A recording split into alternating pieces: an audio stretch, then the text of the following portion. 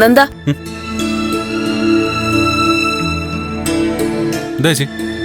എടാ, വീട്ടിൽ വന്നു കയറുന്ന മഹാലക്ഷ്മി ആട്ടി ഓടിക്കരുതെന്നാ ചൊല്ല്. പക്ഷെ അച്ഛൻ ചെയ്ത് നോക്ക്. മഹാലക്ഷ്മി ഫ്രാൻസിസിന്റെ രൂപത്തിലാ ചന്ദ്രോത്ത ഗേറ്റ് കടന്നു വന്ന്.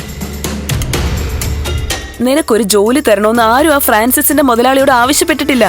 ഇങ്ങോട്ടായിട്ട് വന്നതാ, അത് ഓഫർ ലെറ്റർ ആയിട്ട്. അച്ഛൻ വലിയ ബലം പിടിച്ചു.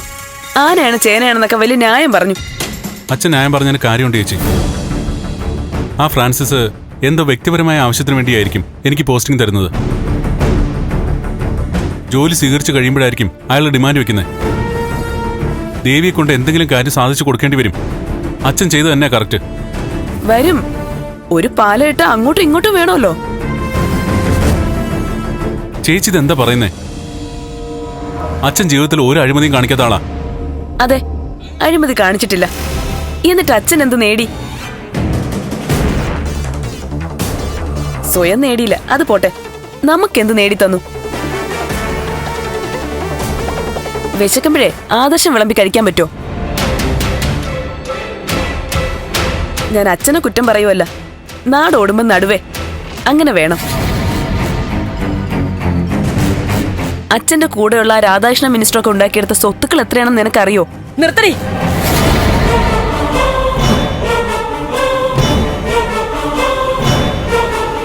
അങ്ങനെ അഴിമതി പണം കൊണ്ട് ജീവിക്കുന്നതിലും ഭേദം ആത്മഹത്യ. നീ എന്താ പറഞ്ഞത്? അച്ഛൻ വഴിവിട്ട് സമ്പാദിക്കാത്തത് കഴിവുകേടാണെന്നോ? നീ മന്ത്രി രാധാകൃഷ്ണന്റെ മഹത്വം പറയുന്നത് കേട്ടല്ലോ. രാധാകൃഷ്ണനൊക്കെ മരിക്കുന്ന ദിവസത്തോടെ അയാൾ ഇല്ലാതാവും. സിദ്ധുവിനെ പോലുള്ളവർ അങ്ങനെയല്ല. കാലാകാലങ്ങളോളം ആ പേര് നിലനിൽക്കും. പേര് കൊണ്ട് എന്താ അമ്മേ കാര്യം? പേര് കൊണ്ടേ കാര്യമുള്ളൂ. അത് നിനക്ക് ഇന്ന് മനസ്സിലാവില്ല. സിദ്ധുവിന്റെ മഹത്വം മനസ്സിലാവുന്നത് 2 തലമുറ അപ്പുറമായിരിക്കും. അമ്മ ഇങ്ങനെ വികാരം കൊള്ളേണ്ട കാര്യമൊന്നുമില്ല. അച്ഛനോ ദേവികയോ അഴിമതി നടത്തണമെന്നല്ല ഞാൻ പറഞ്ഞ.